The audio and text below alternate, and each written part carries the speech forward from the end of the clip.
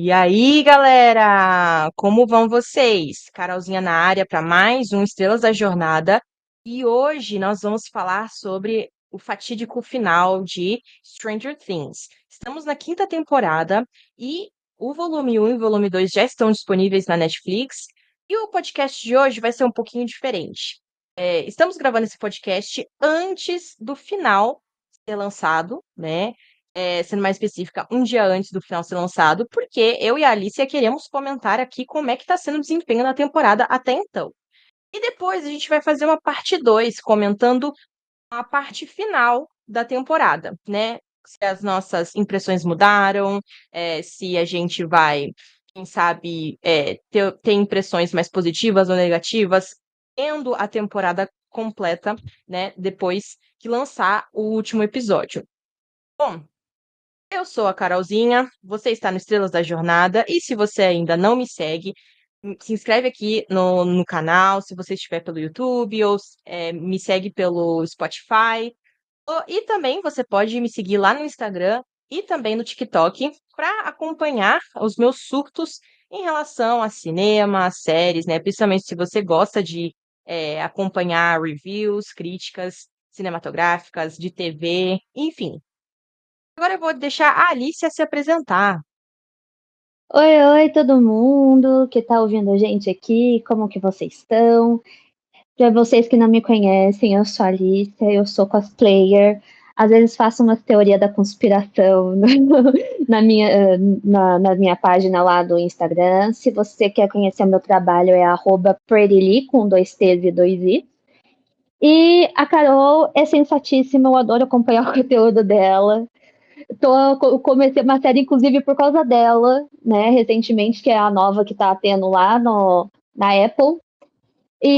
Cara, é sensacional poder estar aqui compartilhando um pouquinho com vocês aí as nossas impressões sobre esses dois primeiros volumes. E ainda às cegas, né? A gente está aqui nos 45 do segundo tempo, aí falando as nossas impressões aí desses dois primeiros volumes que saíram, deram o que falar por todo lugar, né? E depois daí nossa review de uma segunda parte, se acertamos, se erramos, teorias e nossas conclusões e o que achamos aí da temporada como um todo. Bom, para a gente começar aqui o nosso podcast, nosso debate, a primeira parte e a segunda parte, como a Alicia comentou, deram o que falar. A primeira parte, ali composta de 4 episódios, né, de aproximadamente 1 hora, alguns de 50 minutos, alguns de 1 hora, Uhum. apresentou uma introdução para a temporada, né? Linkando a quarta com a quinta, né? Que foi uma coisa que as outras temporadas não aconteceu tanto, né? Antigamente eu costumava falar que Stranger Things era quase como cada temporada era uma história diferente, então não existia uma ligação entre os personagens, mas cada temporada tinha a sua própria história, né? Então, isso era muito bacana, isso seguiu até a terceira temporada, e quando chegou a quarta ali, que Sim. realmente começou a expandir mais essa lore, né? Então, a quinta temporada ela é a continuação direta da quarta, e aí a primeira parte foi para introduzir ali o grande. é, o gap temporal que aconteceu entre a quarta e a quinta, como os personagens se encontram, como é que tá a treta ali com os militares. E a segunda temporada é um desenvolvimento pro grande finale, né? Agora eu quero saber de você, Alicia. Quais foram as suas impressões gerais, tanto da primeira quanto da segunda parte até então?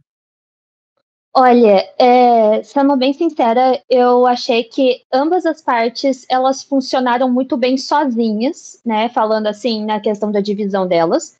Porque a primeira parte, né, a gente conta aí com 4 episódios, que eu acho mais que ficou com uma cara de desenvolvimento para explicar para a gente também, nesse ponto, o que aconteceu, qual é a situação.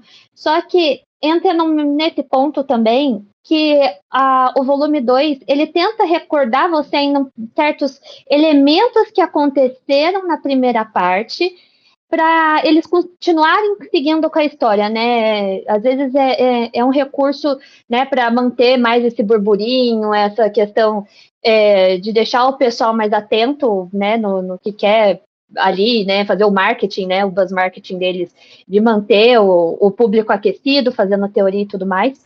Mas eu gostei dos 2 volumes, eu vou falar deles, assim, gostar de forma individual, mas eu tenho muito receio da forma de como foi o tom da divisão deles, né? A gente tem aí os primeiros 4 episódios um pouco mais corrido que os outros 3 episódios que foram entregues pra gente nesses últimos dias. E tom de alguns personagens, né? Algumas cenas eram. O senso de urgência não estava batendo, né? A gente tinha um senso de urgência de um tom que dava para ver que era toda uma preparação, um cuidado, né? Quanto às crianças, o resgate delas, e vai lá, pega o Derek vai lá, ajuda, e eles querem saber quais crianças estão vendo o senhor fulano e tudo mais. Para o segundo ato, a gente ter parte por parte partes que a gente ficava assim, pelo amor de Deus, faz alguma coisa, né? Uhum. Os diálogos muito extensos e aquela cena de senso de urgência, sabe? Coisa derretendo, um portal aberto. Então, assim, começa a dar eu acho que dá um nervosismo em quem está assistindo de querer pular para dentro da tela e falar, você não está prestando atenção que dá para solucionar isso aqui de outra forma. Vamos, Uhum. né, reagir.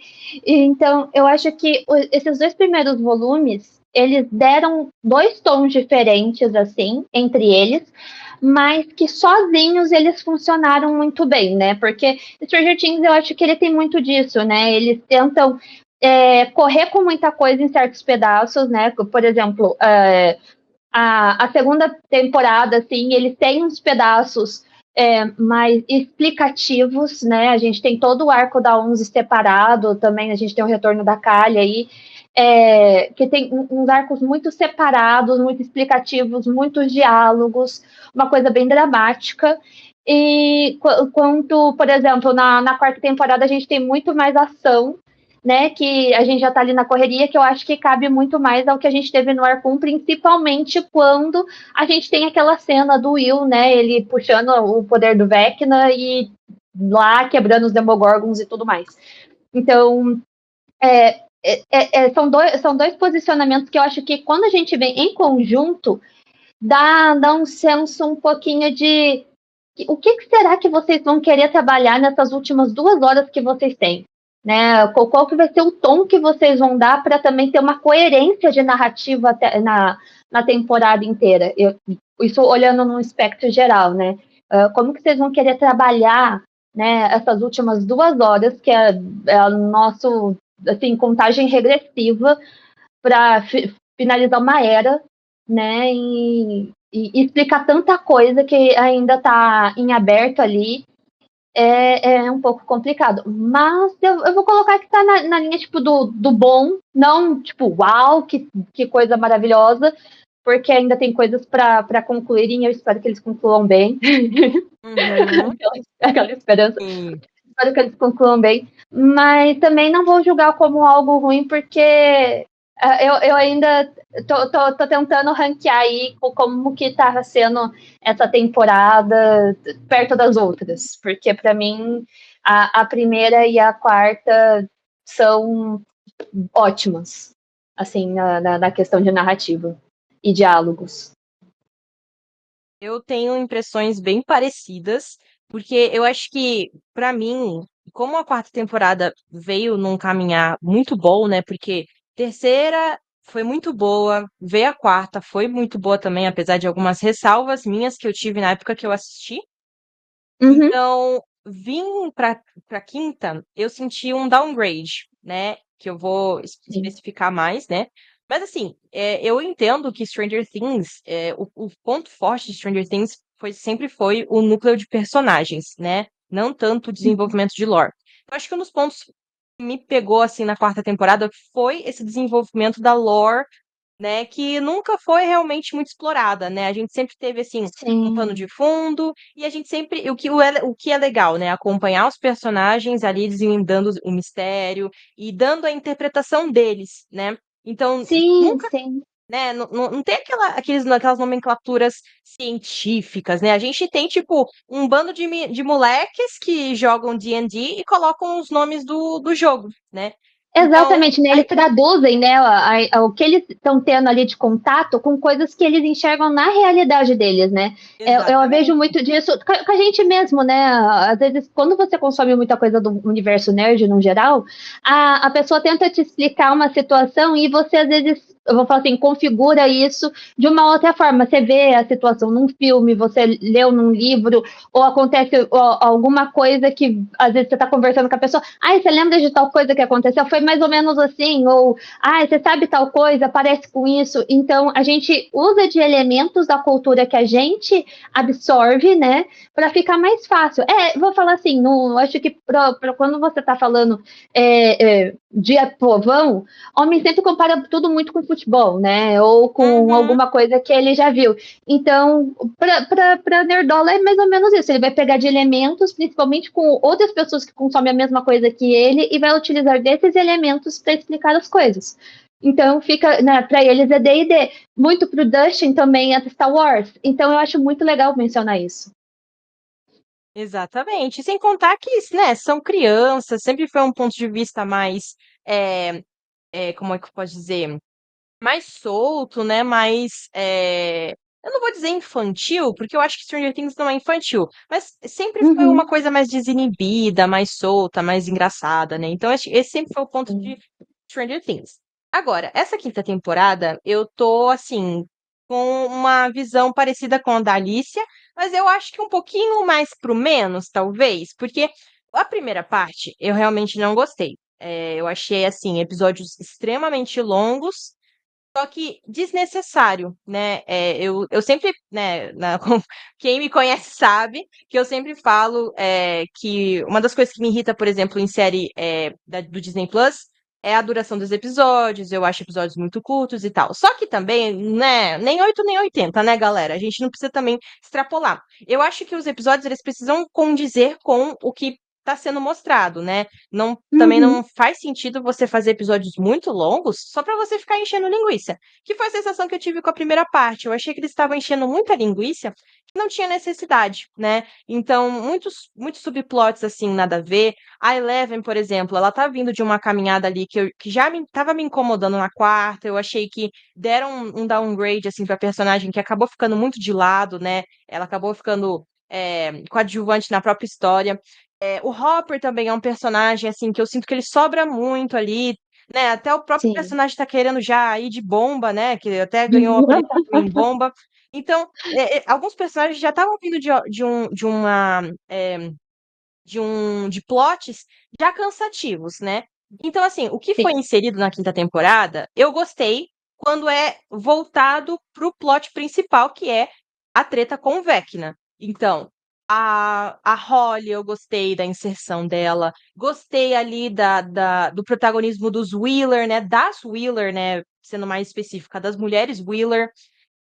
Gosto quando mostra ali as crianças, que o plano do Vecna, como o Vecna vai agindo ali, muito sob influência do Mind Flayer, né? O Devorador de Mentes.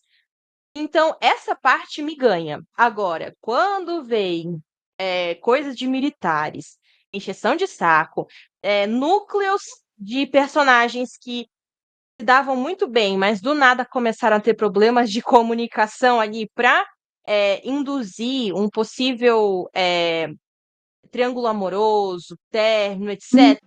Aí eu começo a ficar um pouco irritada, porque começa a desandar o desenvolvimento de personagens que estavam indo para um crescimento, né? Então eles Sim. começam a decrescer em alguns aspectos.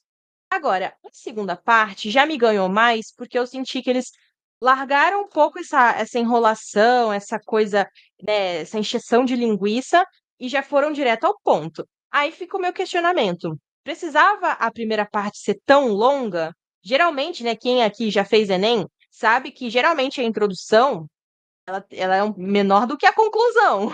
Geralmente o parágrafo de conclusão acaba sendo maior. Então, meu questionamento é: para que uma introdução tão longa, né, e cansativa em algum, né, chega até a ser cansativo por ser muito longa e muita coisa, um desenvolvimento que eu achei legal, né? Eu tenho algumas críticas, mas em geral eu tive uma reação positiva, e agora uma conclusão tão curta, né? Então fica aí o meu questionamento. Mas em geral, a segunda parte tive uma impressão boa pelo fato de que ela já vai mais direto ao ponto em desenvolver a treta com o Vecna, né? E aí tem algumas questões aqui que eu quero comentar como altos e baixos, né?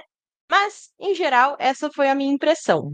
Eu posso até mencionar aqui que, por Hum. exemplo, eu acho que quando a gente está tratando de uma série que dá para ver que em vários momentos, né, os diretores, autores, os irmãos Duffer, eu acho que eles sempre planejaram alguns elementos. Eu acho que eles já tinham em mente que eles queriam contar a história de três pessoas, né, o tempo inteiro. Não digo o Vecna em si, mas eu vejo muito eles darem esse papel, né, esse plano de fundo, mais entre a terceira e a quarta temporada, né, para outros elementos. Mas eu vejo que a história sempre foi pertencente tanto a 11 quanto a Will. Né, eu vejo que os dois dividiram muito bem o protagonismo em alguns aspectos, só que da mesma forma que se você tem dois protagonistas, você vai ter que saber guiar esses dois protagonistas para realmente, eu vou falar assim, nenhum comer o brilho do outro, né? Vou falar assim, nenhum tirar o brilho do outro. E eu acho que por muito tempo o brilho foi muito mais focado na Eleven, na questão dela ser a garota com habilidades e tudo mais. Mas quando você vê que a história, na verdade, é mais do Will na questão de ele é o garoto que a gente nunca entendeu porque foi escolhido, assim, de cara. A vida inteira, né, ali da história, que é quando a gente acompanha, o Will é o que está mais ali sofrendo a agressão, né, do mundo invertido, até a gente entender que tem uma outra pessoa que sofreu basicamente tudo isso e que está ligado diretamente aos dois, né? Então a gente tem esses três elementos e ainda a gente tem um negócio muito maior, né? Que vou falar assim, quando a gente vai para a terceira temporada e a gente tem aquela realmente a questão, né, do mais do Mind Flayer, né, mais do Devorador de Mentes ali, sendo imposta, e depois a gente tem o contraponto de mostrar o Vecna que tá ali por trás, né, também, eu acho que fica. Eu acho que dá uma balançada na gente de tentar entender o que é o que, o quem é quem ali, né? Ficou um pouco bagunçado o conceito ali entre a segunda e a terceira temporada. Depois, para a terceira e a quarta, a gente já tem mais a explicação do passado, quem é o Henry, como ele virou, né?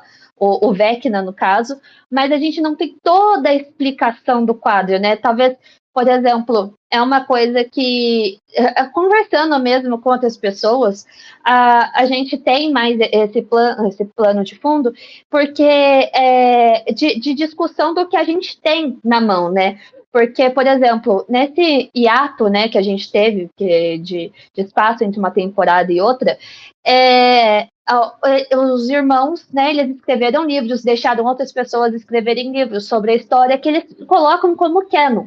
Inclusive tem o teatro também, né, focado no Henry, né, no Vecna, e assim, eu acho um pouco ruim porque a gente não tem esse contato com a série. Então, as pessoas que tiveram contato com essas outras obras, né, seja lendo um livro ou vendo o show, né, ali, o teatro, você vai ter uma nova interpretação do que está acontecendo, né, nessa versão que a gente tem como cânone principal. Aí, quando você se sente de fora, né, vou falar assim, da festinha, é um pouco ruim, porque você quer teorizar, você quer participar, principalmente porque é uma série aí que durou uns 10 anos, né? Então, você, quando se sente deixado de lado, você não entende todos os aspectos que estão querendo ser abordados. O que você perdeu? Né? E agora eles vão tentar cobrir algumas lacunas, né? A gente já tem aí a confirmação de animação, de Stranger Things, a gente tem aí livros que estão fazendo parte da história. Espero que alguma hora, né, a gente tenha a possibilidade também de ver o teatro em alguma forma, nem que a Netflix coloca como streaming, né, que é uma coisa que eu acho que seria muito justa, já que, por exemplo, canais como a própria Disney Plus, né, disponibiliza para fãs quando a gente trata de musicais, né? A gente tem o musical do Frozen, a gente tem outros tipos de musicais lá dentro, e que eu acho muito justo a gente ter esse contato também, né? Nem que eles criassem uma versão especial, né, para a gente poder ter minimamente esse contato, deixa legendado, né, de alguma forma, se eles pudessem dublar também, não sei como ficaria, mas para a gente ter esse contato, porque ir atrás de review dos outros sobre uma coisa que a gente quer ter conhecimento também, deixa talvez a interpretação um pouco vaga, né? Porque a gente está consumindo a interpretação do outro, a gente não está tendo o nosso próprio senso crítico. E eu acho que isso atrapalha muito no nosso julgamento final do que está por vir. Então, atrapalha, tipo, tal personagem faz isso, e depois você fala, poxa vida, mas eu não acho que isso seria crível com o personagem que eu consumo, né? Mas é a forma como tá sendo disponibilizado ali, o background dele e tudo mais, então é cabível de ter outros meios, né, para a gente ter também essa conclusão que eu acho que seria muito justa e também muito positiva agregando na série, que eles pudessem, né, colocar já nesse primeiro ou segundo volume aí um episódio mais focado no Henry sem ser da forma que ficou, né, só nas lembranças com a Holly e a Max ali tentando entender, né, o que estava acontecendo ali, que é só fragmentos do que a gente tem do todo. Uhum. Pensando também em termos de marketing e estratégia de conteúdo que a Netflix vem adotando, né, principalmente agora com a compra da HBO Max, uma coisa que eu venho percebido é que a Netflix está investindo em universo compartilhado, né, em multiversos, porque ela precisa de algum produto que bata de frente com os multiversos que já existem, né? Fica o questionamento Uhum. também que, assim, fica elas por elas, porque a gente também tá vendo o declínio desses multiversos, né? Marvel, DC, essa parte de super-heróis. Poderia também citar o Monsterverse, né? Que é um universo também bem popular. Mas também a gente tá vendo um declínio desses multiversos, né? Então, assim, eu entendo que essa sacada que eles começaram a fazer com Stranger Things é porque eles viram que dava pra expandir, né? Dava pra colocar mais coisa. Eles fizeram vários retcons ao longo das duas temporadas, né? Que reescreveram a história de alguns personagens ali para poder se encaixar com essa expansão desse universo, né? Acho que a minha maior reclamação em relação a Stranger Things é como eu sinto que essas histórias, né, esses pedaços de história, eles não são já planejados, né, eles são escritos de acordo com o humor dos roteiristas, né, dos Duffer. Sim. Então, assim, igual a Alicia comentou, né, teve essa peça que eu colocaria como, ao mesmo tempo que eu acho um ponto alto, eu acho um ponto baixo. Ponto alto porque eu acho muito interessante ter uma peça de terror na Broadway, muito, assim, é uma coisa que eu nunca vi, né, uma franquia escolher fazer uma peça de teatro como uma forma de contar parte da história. Porém, concordo muito com o que a Alicia falou. Meu, você tá fechando isso para um público específico. As pessoas que vão ter a interpretação são as pessoas que estão tendo acesso à peça. Então, assim, nós do Brasil, meu, como que a gente vai assistir uma peça que está passando em Nova York, que está passando em Londres? A gente acaba tendo que recorrer ao conteúdo de YouTubers, de pessoas que trabalham com mídia, né? E muitas vezes são pessoas que não têm assim uma linguagem, uma bagagem para poder fazer uma crítica, uma review de uma peça de teatro, que é uma mídia muito específica, muito nichada. Então, a gente acaba ficando à mercê da interpretação de outras pessoas e da visão de outras pessoas. Então, isso foi uma coisa. Esse é o ponto baixo para mim. uma peça de teatro tão interessante, mas que a gente não está tendo acesso, né? E contém partes muito importantes que, ao meu ver, são mais interessantes do que a encheção de linguiça que eu comentei, né? Que para mim poderia muito bem ter sido cortado e diminuir o tempo da primeira parte, jogar esse tempo para conclusão e ainda Uhum. poder ter adicionado a parte do Vecna, né? Do Henry, no caso. Porque uma coisa que eu acredito, que é uma coisa que eu sempre falo com Star Wars também, é o quê? Mídias têm que se bastar. A gente não tem que Sim. ficar, ser obrigado a ler um livro, a assistir uma peça de teatro, a assistir uma animação, para ter que entender uma temporada. Isso não existe. É um problema muito Uhum. grande em Star Wars e eu não gostaria que isso viesse em Stranger Things também. Então é uma coisa que a temporada Sim. tem que se bastar. Então, assim, uma coisa, né, que eu reparei na segunda parte é que eu assisti um resumão da peça antes de assistir a segunda parte, então eu entendi melhor a parte ali, tanto do Henry quanto da Dimensão X, né? Que, inclusive, o termo Dimensão X não foi usado na temporada. É um termo que vem da peça. Mas a gente sabe por conta, né, do disse-me-disse, né? Enfim. Só que dentro da temporada eles chamam de abismo, né? The Abyss. Isso. Então, e o background ainda é maior dentro da peça. Então fica esse meu questionamento: como que deixam de fora uma história que complementa tão bem o que está acontecendo na temporada? Essas escolhas me fazem ficar muito confusa com o planejamento dos irmãos Duffer, sabe? Uhum. Eu concordo muito, porque, por exemplo, quando a gente tem, né, eu acho que foi no segundo episódio dessa temporada, que é o desaparecimento da Holly, ou foi a armadilha, né, o terceiro episódio, que gente tem, né, a Max contando, né, como ela escapou de morrer mesmo ali pro Vecna da primeira vez, e quando ela começa a falar sobre, né, ela passando as memórias do Harry, eu falei que legal, eles vão introduzir um pouquinho, né, da história do teatro e tudo mais. A gente tem lá até um momento que a gente vê, né, os pais, né, dos nossos protagonistas ali, dos nossos personagens mais queridos ali. E daí, de repente, para, né? Eu falei, poxa, mas vai mostrar tão pouquinho, né? Eu acho tão necessário.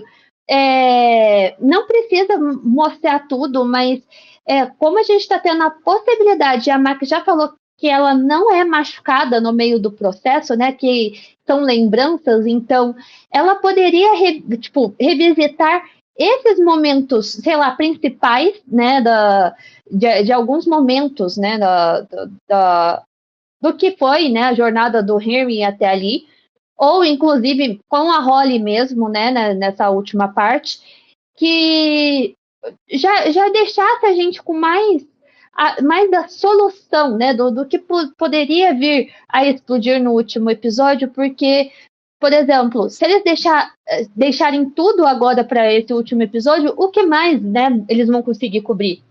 Porque, por exemplo, eles trouxeram personagens de volta, né? A gente tem lá o professor de volta, né? Que no caso ele estava cobrindo até um papel do Dustin ali com o grupo. A gente tem a Kali de volta, o que eu estava um tanto animada no começo, mas depois eu fiquei bem desanimada, porque o tempo todo a Kali tá numa tecla só, sabe? Então, eu acho que ela virou um grande elefante branco, assim, porque eu acho que tá todo mundo incômodo, de certa forma, com a Kali. E nesse ponto eu concordo com o Hopper. E olha que ele não é o meu personagem favorito, assim. Eu tenho muitas questões com o personagem do Hopper. Mas eu concordo com ele que a gente tá tendo que prestar uma atenção extra nela. Ela tá muito esquisita, né? Eu não sei você que está ouvindo, né? Ou até mesmo a Carol, mas para mim a Kali se tornou tipo o retorno dela. Por quê? Se ela for uma personagem que voltou para morrer, era melhor não ter voltado, né? Porque quando você mata um personagem, né? Em vários momentos a gente tem todos em numa sensação de perigo muito grande, né? Eles são colocados o tempo todo num negócio de perigo muito grande, mas ninguém morre. E isso também me incomoda. Porque você tá ali o tempo todo aflito, às vezes, por um personagem que você gosta, e dá um jeito de fazer uma solução. Não vou colocar sempre que são soluções extremamente milagrosas, mas sempre dão uma solução para os personagens todos saírem ilesos de alguma forma, sabe? E eu acho isso um pouco complicado, porque séries precisam saber matar alguns personagens ou retirar esses personagens de cena.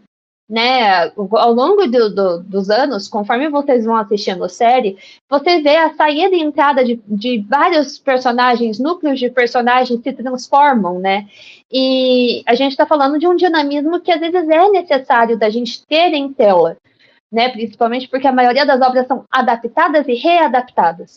E quando a gente tem ali personagens que são trazidos de fora, né, de uma outra temporada ou de um outro núcleo, às vezes eles vão ter uma grande importância. Então, qual vai ser a virada de chave que a Kali vai ter ali, né? E o tempo todo eu acho que, tal como o próprio Will estava funcionando, né, ali como um espião do Vecna, que ele fala, né, que ele vai utilizar o Will mais uma vez, a última vez e tudo mais, e tem todo aquele mistério e tal. Mas eu acho que a Kali também pode estar sendo usada de alguma forma. Então, por exemplo, eu ganhei um livro, inclusive, ganhei ontem, que ele pega pedaços da quarta temporada e ele transcreve, basicamente, pedaços, né? E me chamou muita atenção, que é que quando a 11 é levada no laboratório, né, para ter os poderes dela de volta, eles batem muito na tecla, né? Todo mundo ali do Dr. Brenner, eles batem muito na tecla que só 11 conseguiria derrotar o Vecna, né? O tempo todo é muito nessa pegada.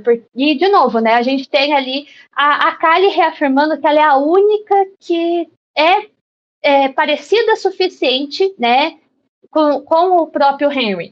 Então, eu fico o tempo todo pensando, ela pode sim ser a grande chave final, né? O grande sacrifício, mas ao mesmo tempo que seria. Eu topo, eu acho super necessário, né, um fechamento de heroína para ela, porque todos os arcos ela tá ali, né, se desdobrando de alguma forma. Mas, ao mesmo tempo, eu acho que a personagem dela foi completamente deixada de lado.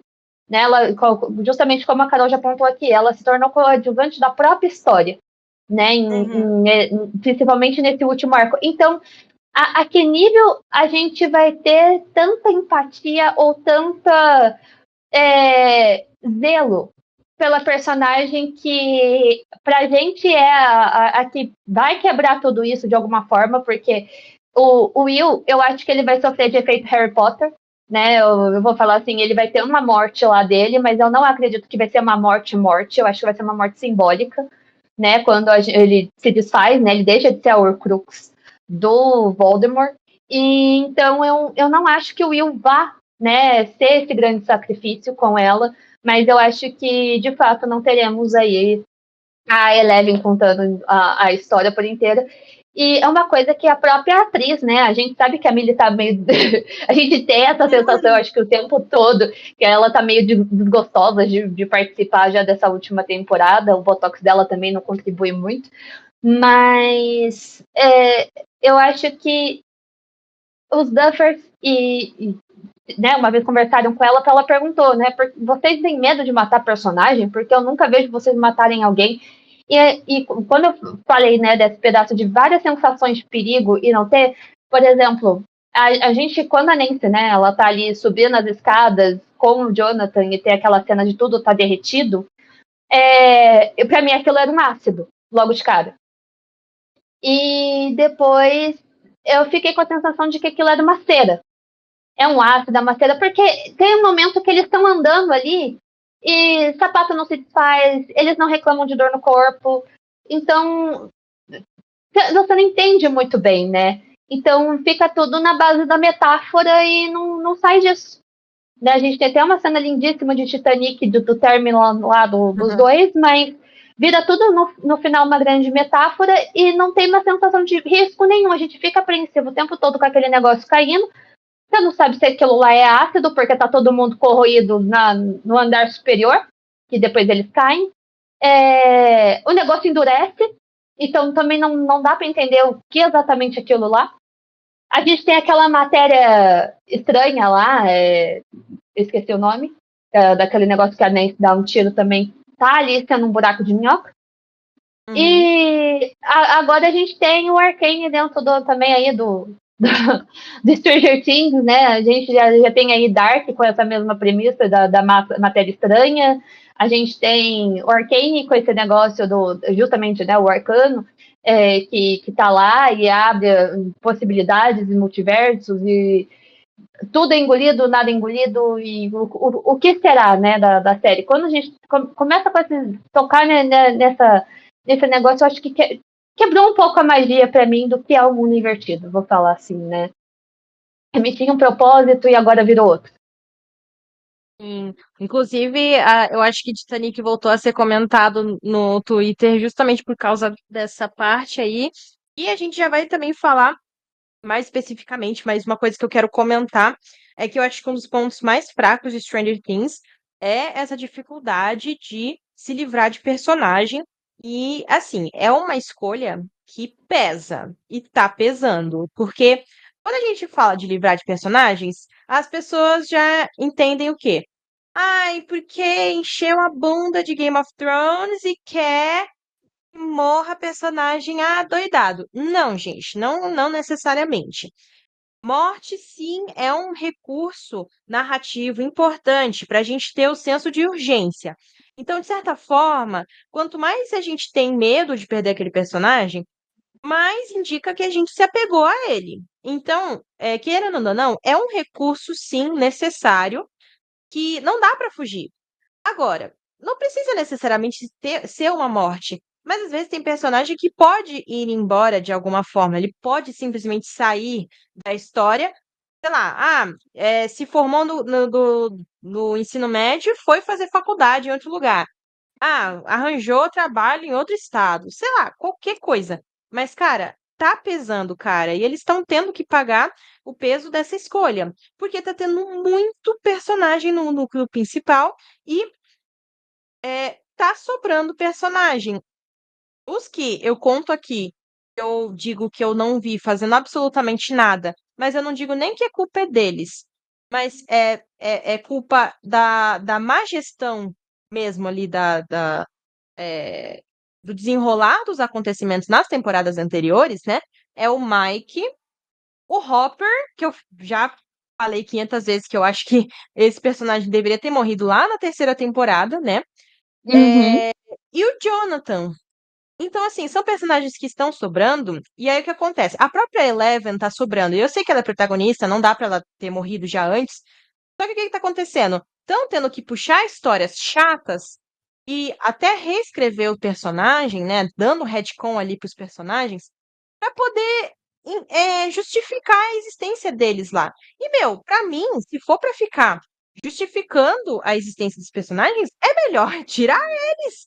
É melhor que eles morram, porque pra que vai ficar colocando personagem inútil pra ficar desenvolvendo história chata, sendo que esses personagens já não estão mais em sintonia com o restante da série, sabe? Então, Sim. são escolhas que eles estão tendo que pagar agora. E, cara, é isso, né? Passou já duas partes e a gente tem um episódio só pra faltar e até agora não morreu nenhum personagem principal.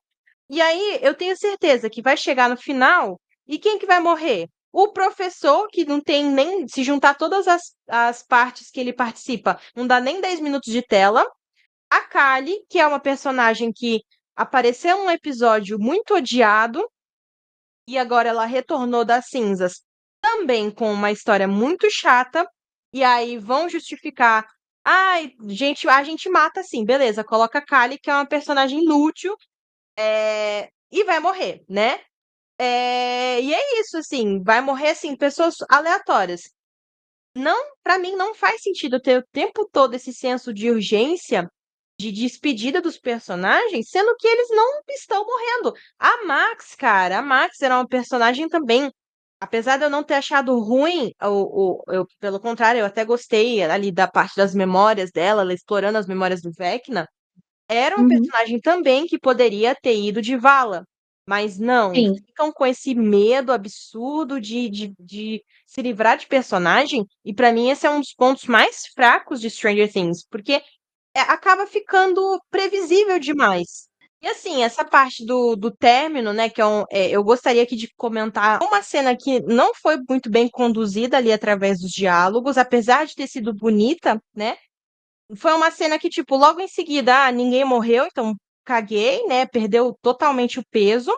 E também é uma cena que, se for um término, cara, assim, eu não consigo entender qual é a necessidade de fazer todo esse arco, né, da Nancy se entendendo além do relacionamento, sendo que a Nancy nunca foi uma personagem que se prendeu a relacionamentos amorosos. Pelo contrário, ela sim, sempre foi uma personagem que é muito multifacetada. Então, para mim, isso demonstra uma falha gigantesca em compor e principalmente concluir a história de personagens femininas. Porque se a melhor conclusão feminina é ai, ela tem que ficar sozinha porque ela é independente e ela se basta. Gente, desculpa, mas vocês não sabem escrever mulheres, cara.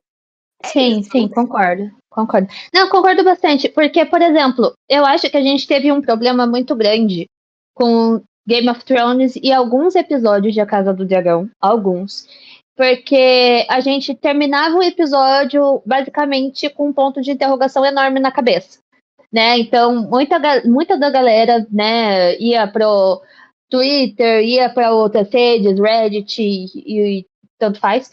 Eles iam para lá e escreviam textos e textos, e aí tinha que aparecer, né, notas do autor, do diretor, e vamos lá, né? E eu acho isso muito errado. Quando você está fazendo, né, uma série de televisão, quando você está escrevendo um livro, eu acho que você tem que deixar muito claro para a pessoa que está consumindo aquele conteúdo quais são os seus pontos. Isso eu concordo demais. A Nancy também, né?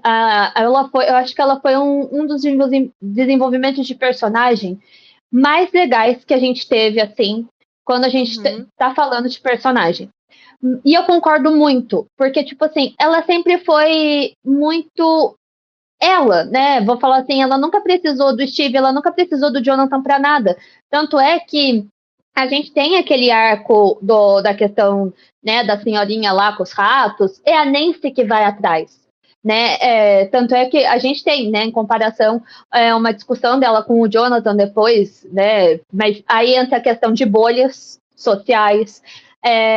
Mas em si, a Nancy nunca precisou de ninguém. A Nancy, ela sempre foi muito forte. Mas isso é ela por ela. Agora, ela querer se relacionar com alguém não torna ela uma pessoa mais fraca. Pelo contrário, torna ela ainda mais forte. E a relação dela, quando foi construída, seja com o Steve ou com o Jonathan, sempre foi interessante ver a forma como ela estava mudando o pensamento dela e amadurecendo, mesmo dentro de relacionamentos. Né? Eu acho que é uma personagem que é muito forte, muito além de tudo. E realmente ela não precisava terminar sozinha. Eu acho que, tipo, ela é forte, ela aguenta sozinha. Cara, não precisa de tudo isso.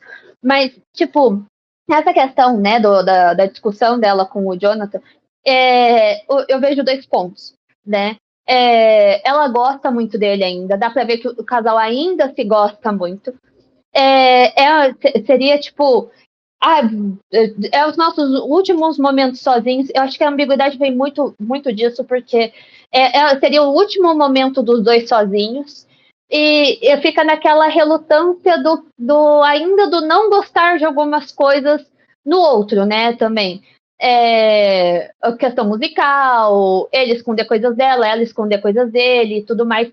Mas isso são questões de casal, e é normal casais terem esse tipo de conflitos, né? E tudo mais.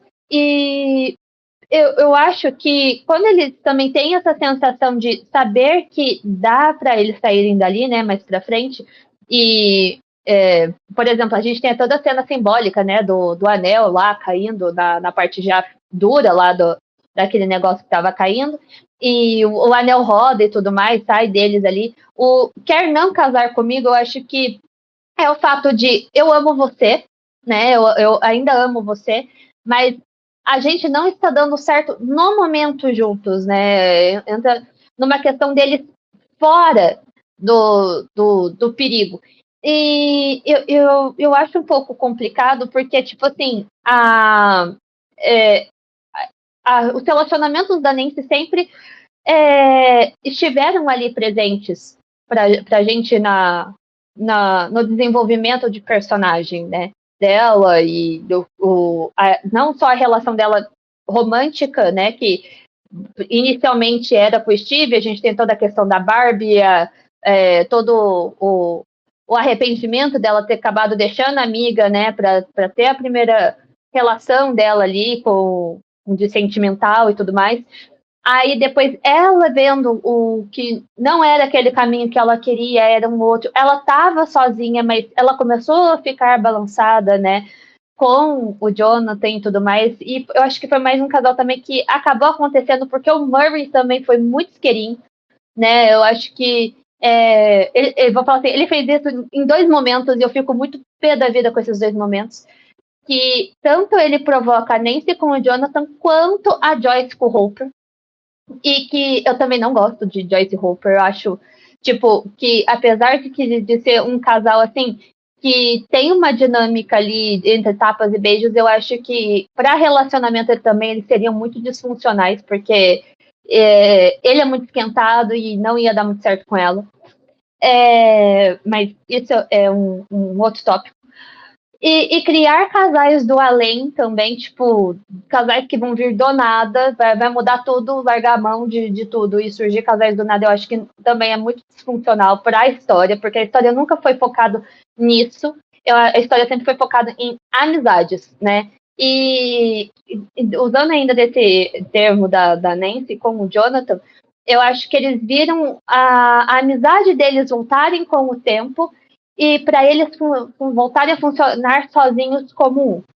Não acho que seria, tipo, uma coisa que precisava ter acontecido agora, poderia ter acontecido justamente no volume 1, não agora no volume 2, né?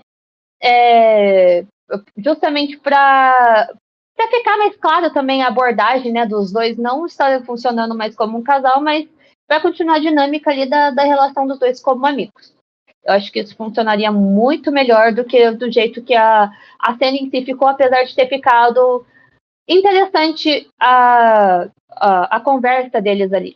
Então, é por isso que eu tenho essa visão de que eu entendi o término, mas eu consigo entender o que foi visto dentro da ambiguidade, mas eu ainda vejo aquilo tudo como um término que eles levaram como algo ainda saudável dentro da dinâmica dos dois.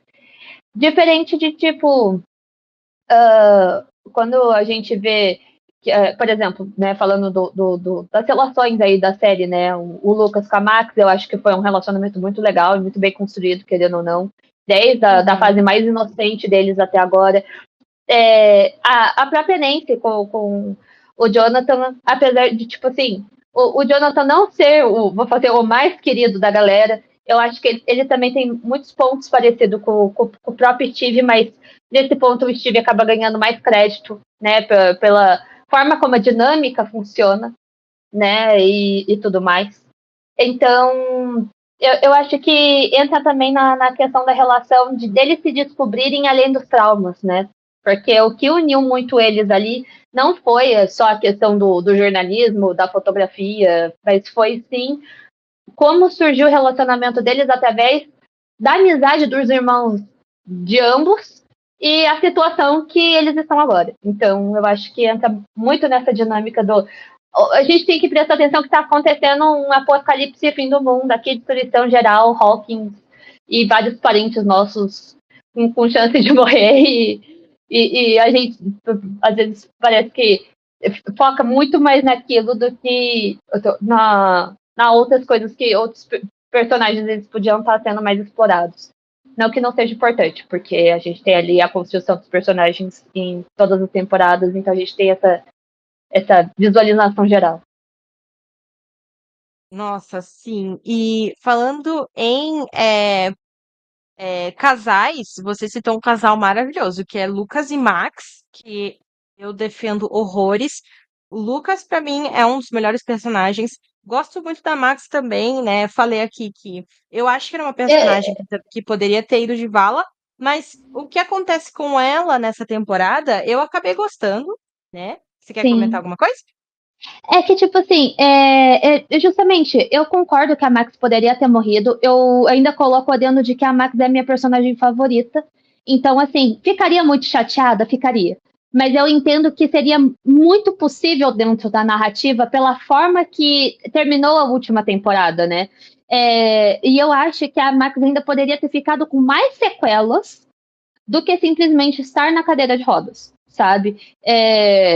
Sei lá, com uma cegueira, alguma coisa, ou ela realmente não poder mais andar, ou alguma coisa do gênero, porque todos os outros que foram atacados para abrir o portal morreram.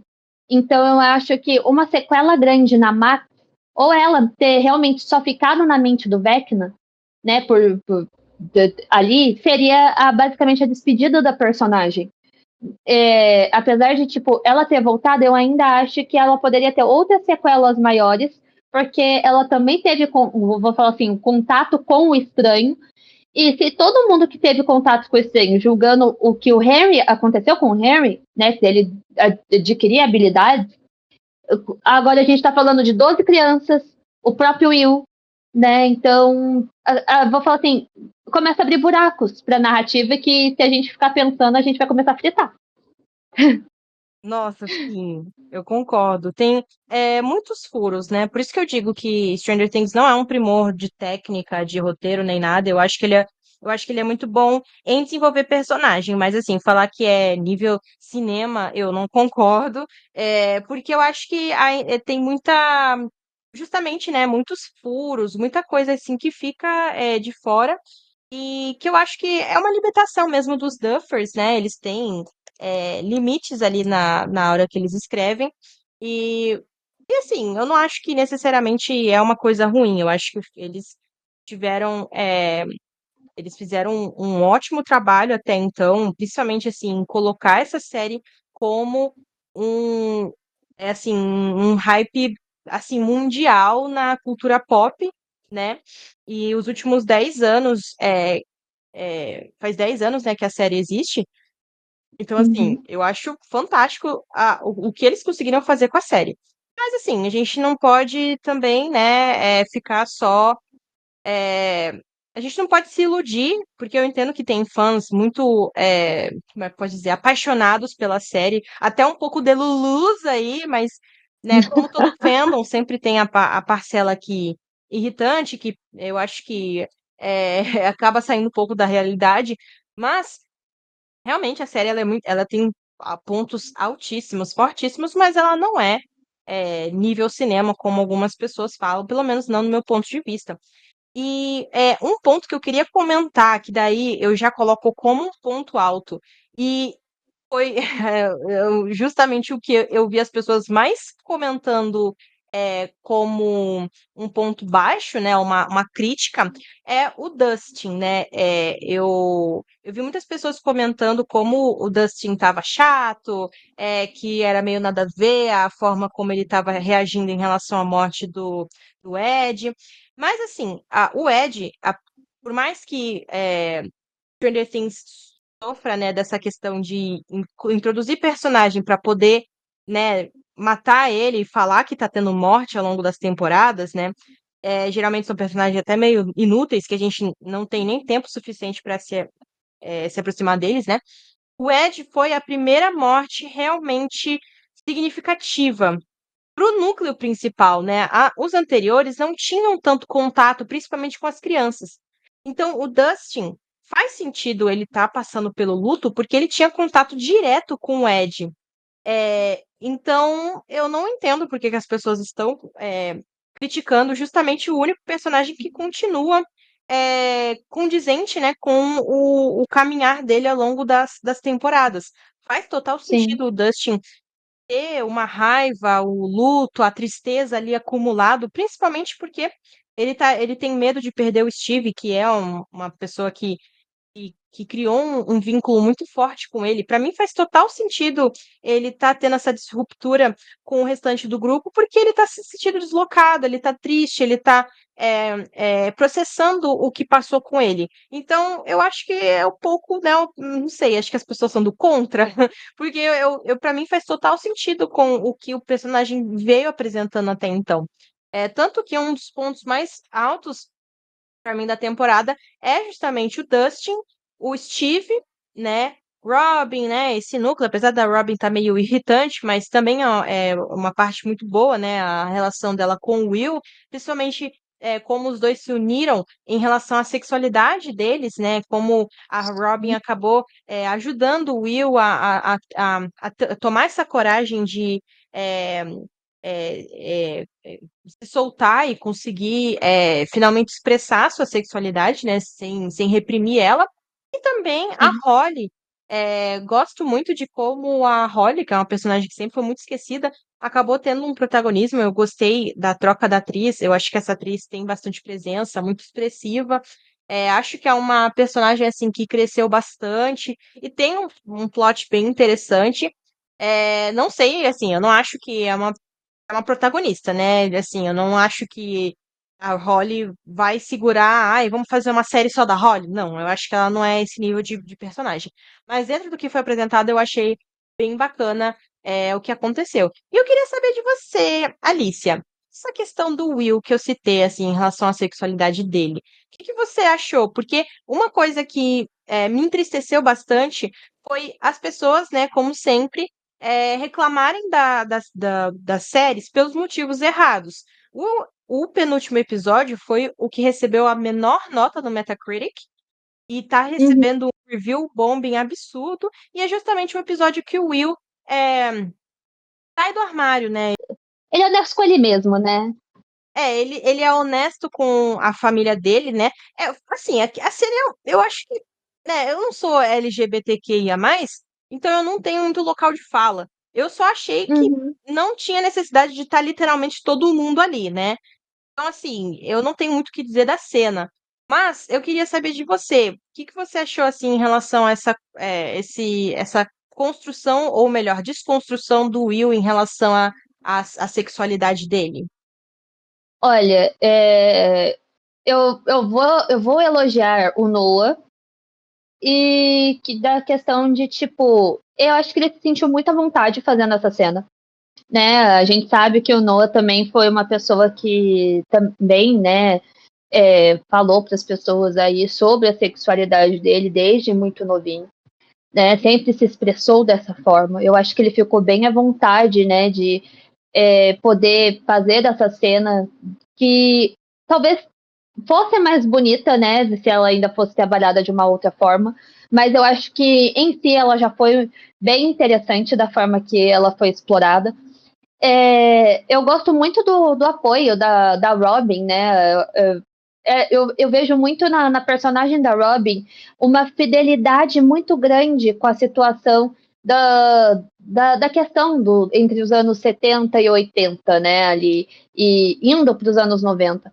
A gente sabe que até recentemente, né? A gente via muito mais essa questão das pessoas agredindo, né, de várias formas, pessoas da comunidade em si, né, e eu vejo a Robin, ela o tempo todo, ela é muito seletiva, né, dali do grupo, ela só tinha contado para 3 pessoas sobre a opção dela, elas, vou falar assim, tanto é que entre uma conversa da Robin com o Will, a gente tem ela falando que a pessoa que ela realmente contou a verdade, a primeira pessoa que soube sobre ela foi o Steve, né? O Will vira pra ela, como assim o Steve? Ela tem um negócio de soro da verdade, né? Que tá tendo ali o negócio e tudo mais. Mas eu acho que não foi só o soro da verdade, eu acho que a Robin teve uma segurança que ela nunca teve com ninguém ali, apesar dos apesares, né? Fora que a situação também que levou ela a ter uma confiança maior no Steve, fez com que ela tivesse essa segurança para se abrir, né, sobre ela e a questão da Tammy e tudo mais. Quando a gente fala do Will, eu acho que não é só o medo dele da rejeição dos amigos ali, mas como as pessoas vão enxergar ele a partir dali, né? Porque, vou falar assim, agora tá todo mundo ali sabendo, né? Tá todo mundo ciente do que tá acontecendo, o mundo invertido e tudo mais, tá todo mundo envolvido no mesmo plano. E vou falar assim, ele já chega e ele já é direto. Então, eu acho que fica muito bonito dele contar da forma sutil dele, em certos aspectos, a forma como ele está se conhecendo ainda. Ele sabe que ele não curte garotas, ele sabe, né, que a situação. Eu acho que. Eu não sei se. É que eu não gosto muito da forma como é colocado, né, ali a troca de cenas, né, porque, foca na Eleven, aí daí vai foca no Mike 100%, e vai e troca. E tem as fanfics, a gente sabe que existe um fandom enorme de Byler por aí, mas a gente também teve Byler, né, gente? A gente não pode excluir o Jonathan Canense, ela é uma Wheeler, ele é um Byers, também rolou aí, então eu acho que também rolou Byler aí, apesar de ser hétero. E a gente tem personagens aí LGBT na trama, né? A própria a Maya fazendo a Robin e tudo mais. Eu sei que dá um outro espaço para outros tipos de representatividade, mas eu acho que. Não vou falar assim, vai brotar um namoradinho do Will ainda no último episódio, porque vai ter um salto temporal, não sei o que. Eu acho que ficaria muito vazio pro personagem, mas eu acho muito bonita essa jornada de conhecimento que o Will teve sobre a persona dele. Eu acho que quando você tem essa confiança de chegar numa roda, né? Eu acho que muita gente ainda tem esse conflito com alguns pais, principalmente justamente pessoas entre 80 e 90 que ainda estão tentando se conhecer. É muito difícil ainda chegar para os pais e sentar com eles e falar: olha, eu tenho essa vontade, eu estou me conhecendo, estou conhecendo alguém do mesmo gênero e tudo mais. Então, é uma situação muito delicada, muito complicada. Tem gente que até hoje esconde de pai e mãe essa opção. E eu acho que a série o tempo todo ela deixa muitos aspectos muito leve, né? Ela passa por cima de muita coisa de uma forma que ela apresenta e ela acaba suavizando, né? Stranger Things sempre foi muito leve em vários aspectos, né? Só que a gente não pode excluir, né, a questão deles sofrerem bullying na primeira temporada, o Lucas sofrendo também racismo, né? A gente tem aí o medo da Robin de rejeição por ela ser gay.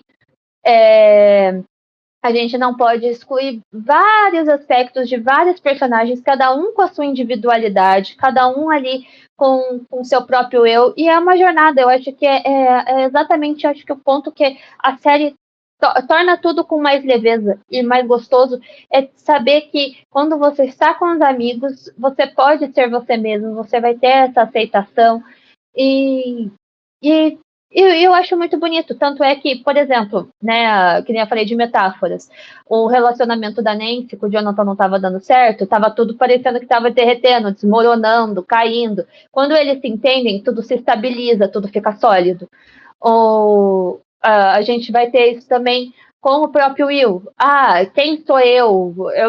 Eu me entendendo por mim mesmo, né? Quem sou eu comigo? Eu tenho que me entender. E a gente tem ele revisitando o que a Robin falou para ele revisitando as melhores lembranças dele ali, né? O amigo que sempre esteve do lado dele, quando o pai dele se afastou, ele e o irmão construindo o Castelo Byers, o foguete que ele construiu, né? Ele desenhou lá para a mãe dele, e eu acho essas cenas muito bonitas, né? Mostrando exatamente que o Will sempre foi do jeitinho que ele é, e é muito bonito isso. Eu acho que a forma como foi explorada mais na primeira parte da questão do poder ficou um pouco mais Eu acho que dá pra gente entender um pouco mais do Will antes dele se revelar, mas ficou muito, muito bonito num aspecto geral, né? Fora o abraço, né, que ele recebe ali de todo mundo. A gente sabe que, pensando nisso, se fosse uma realidade dos anos 80, não aconteceria de fato, né? A gente entende que, por exemplo, sei lá, o Murray e o próprio Holter poderia fazer uma piada estranha ali, né? De fato. A própria Erika, não sei, para fazer uma piada meio quebra-clima ali, não sei. E ficaria aquele negócio no ar para todo mundo. Mas eu acho que a série ela consegue ser leve, suave. Eu acho que é mais para você assistir e degustar dessa forma, né? A gente está falando de uma série que, se você consumir, né, temporadas de forma individual, cada uma você vai acabar degustando ela de uma forma diferente, vai conhecer personagens de uma forma diferente e isso é bem interessante quando a gente está falando individualmente de cada um. Sim. E me entristece bastante que justo as temporadas e séries que têm foco LGBTQIA+, acabam recebendo os review bombing, né, de, enfim, conservadores, né? É, Sim, e aconteceu uma coisa muito parecida com Star Wars, né? E é muito triste que esteja acontecendo isso com esse episódio de Stranger Things, né? E é aquela coisa, né? Essa temporada, eu acho que o público tá muito 8 ou 80, né? Ou está amando, ignorando todos os pontos fracos, ou está odiando, ignorando todos os pontos fortes. E eu acho que aqui, né, a gente está aqui para ser meio que um ponto de equilíbrio, né? Mostrar que existem pontos fortes também. É uma temporada que está sendo. Ainda não foi finalizada, então a gente só pode realmente julgar quando tiver as três partes completas. Mas eu acredito que ela não está tudo isso de ruim que as pessoas estão citando, mas também não está esse nível cinema que algumas pessoas estão citando também. É uma temporada ok. Não é assim, pra mim, ela não tá boa, ela tá ok, porque pra mim boa foi temporada 4, temporada 3 e temporada um, que são assim, um e 3 pra mim são as melhores. A 4 vem depois, 5 e por último ali a 2, que é a que eu menos gosto. E agora, Alice, eu quero saber de você. O que você espera do final, que vai ser aqui no momento que estamos gravando? O final vai ser lançado amanhã. O que você espera do episódio de amanhã? ai, que pergunta Hum. difícil. Ah, Delicado, delicado. Mas eu é. acho que eu espero um encerramento que realmente seja fora da caixinha, né? Até agora a gente teve muito desse assim preparo para uma coisa grandiosa. O tempo todo tá no vamos, né? No quase, no quase, no quase, no quase. E eu acho que a gente vai. Eu acho que pelos. Vou falar assim, review, né, dos próprios atores falando que vai ser algo muito diferente. É, eu espero sim que tenham mortes que sejam boas, assim, para celebrar a série no geral, porque eu acho que agora qualquer coisa que eles propuserem ali vai soar diferente para todo mundo, né? Cada um ali vai acabar soando de uma forma diferente aí a conclusão da série. A gente já vai terminar assim, na correria, vai estar todo mundo gritando, chorando, vai ser um feliz ano novo, ou meu Deus do céu, o que é isso que eu tô vendo? Mas é, eu, eu espero que não seja tão apressado, porque a gente viu o soviético sendo jogado de lado, a gente tem as mães lá dentro do negócio do Upside Down, todas grávidas, basicamente morrendo, não sei o que eles vão fazer com elas. A gente tem, tipo, a 11 vai morrer, vai escutar a Kali, vai fazer o quê? É, fica muito ambíguo, mas eu espero que a gente conheça o Henry de uma vez. Eu acho que acho que o ponto realmente alto vai ser a gente poder conhecer de uma vez por todas quem é um Henry, né? Porque eu quero ver eles tentarem salvar a Holly, eu quero ver como que eles vão parar o Vecna, explicar a questão da caverna de alguma forma, a mala lá que o Henry abre mais novo. Sei lá, porque eu vou falar assim, quem abriu a porta do Will? Foi realmente a 11? Foi o Vecna? Foi não sei quem? Porque talvez eles possam revisitar outros momentos, tal como já começou a temporada revisitando o momento que o Will parou, né, no Upside Down. Será que eles vão retomar, sei lá, a questão que foi jogada, né, o Mike chegando para a Holly falando que ela era a clériga ali, né, do que seria o time. Então, será que a gente vai, enfim, ver todos funcionando como o time de D&D, né, já que a gente está tendo o Will de novo sendo aí o Will sábio e, né, cada um na sua função. Então,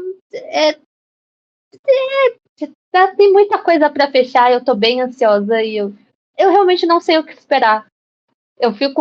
Eu acho que se eu esperar muito de alguma coisa, eu vou ter uma decepção maior. Eu tô tentando ir com a cabeça mais limpa que dá para ter uma aceitação melhor e ter uma visão realmente ampla do episódio e sem ficar naquela de não é possível.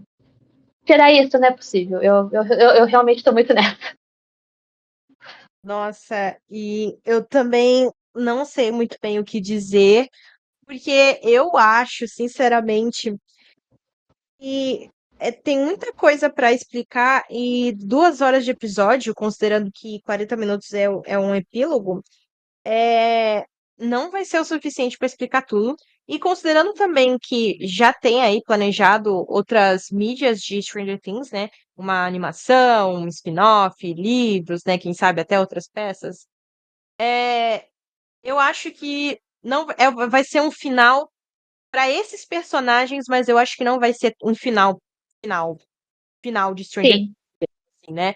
Então, eu acho que vai ser um final que vai ter muita ponta solta, o que eu sinceramente não gostaria. Eu gostaria que fosse uma coisa redonda, fechada, mas, enfim, considerando também as estratégias da Netflix e como Stranger Things é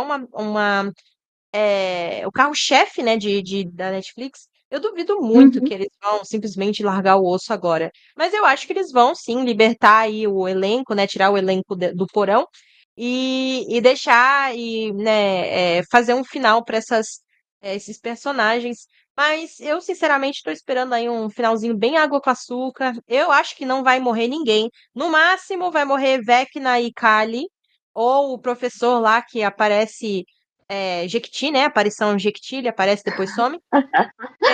E é isso, assim, eu não acho que vai ser um final ruim, mas eu também não tô esperando muita coisa. Eu acho que vai ser um final com muita coisa em aberto ainda, porque vai dar espaço para outras mídias. E é isso aí. Não tenho muito ainda. Sim. Eu acho que o meu hype não tá muito alto, de certa forma é até bom, porque daí o que vier eu acho que eu vou gostar. Sim, sim. Eu acho que vou colocar uma outra mídia aqui, né, que a gente teve esse ano, que bebe também muito desse lado anos 80 e principalmente por causa da onde está vindo a referência, que é It, né, Bem-vindos a Derry, que eu vou falar assim, quando você assiste despretensiosamente, né, a gente acaba gostando muito do que está tendo ali em tela, né, eu tive essa sensação o tempo todo de será que eles vão conseguir, né, realmente contar uma história, né, falando de um personagem que já tem um livro, já tem uma história, já está fechadinho e tudo mais, e eles vão abordar como surgiu, né, esse personagem, principalmente não tendo o dedo, vou falar assim, teve a benção, mas não tem mais nada, né, do autor, né, de quem criou realmente aquela criatura e tudo mais, e assistindo despretensiosamente, né, nessa de não vou esperar nada, eu acabei gostando muito da série, né? Eu julgo como uma das melhores que eu assisti esse ano. Então, assim, fica muito naquela de. Eu acho que quanto mais a gente, às vezes, assistir já sem esperar demais de alguma coisa, porque às vezes, vou falar assim, não dá pra gente esperar mais do mais porque satura, mas a gente também não pode, porque às vezes menos é mais, é realmente mais chamativo e até onde eles podem chegar com aquilo. E realmente, julgando que eles estão aí com novos projetos, novas coisas que eles querem abordar dentro desse universo, algumas coisas ainda realmente vão ficar em aberto para fazer uma exploração aí. E acredito também que vai ser realmente um fechamento desse ciclo, desses personagens, porque tá na hora, né, da gente ter essa mudança de carinha da história, seja lá pro que eles estão querendo futuramente. E eu acho que é mais isso. Mas se aparecer o Ed de Kes aí, eu vou ficar bem feliz. Parece como um vampiro, pelo amor de Deus. Trai Vec, não sei, faz alguma coisa. Um sonho, Joseph Quinn voltando de alguma forma. É uma das fanfics que eu mais gosto. Bom, galera, o papo tá muito bom, mas vamos parando por aqui. Essa foi a primeira parte do podcast, então não vai ser uma despedida, porque a Alicia vai voltar para a segunda parte também. E, assim, vamos gravar a segunda parte o mais rápido possível, né? Porque amanhã já a última parte da temporada, e é claro que a gente vai querer debater muito essa Sim. temporada e como que foi o desempenho dela. E tendo o último episódio, a gente consegue avaliar melhor, né, como um todo, porque às vezes a gente vê parte por parte, a gente acaba sentindo essas mudanças de tom, né, uma parte a gente sente uma coisa, outra parte a gente sente outra. Tendo o material completo, a gente consegue ter uma visão geral do desempenho da temporada. Bom, galera, deixem aí nos comentários o que vocês acharam da primeira e da segunda parte e acompanhem o restante do podcast falando sobre a parte final.